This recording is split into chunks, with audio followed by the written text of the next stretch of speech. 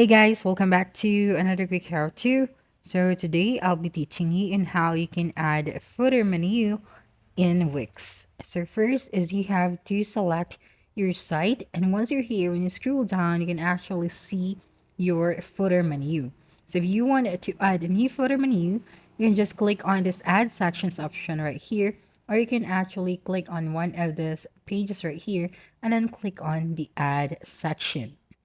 And once you've done that, you'd be able to see these options right here.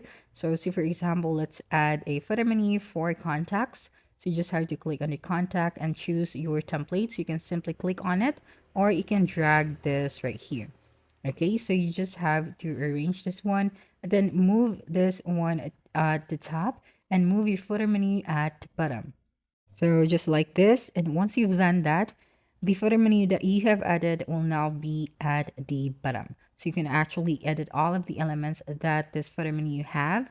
So just click on it and you can actually change the background, or you can change the design, or you can actually add a color, a different color for this footer menu right here. So that's how simple it is to add a footer menu in Wix. So don't forget to like, subscribe, and hit the notification bell for more quick how-to videos next time. Adios.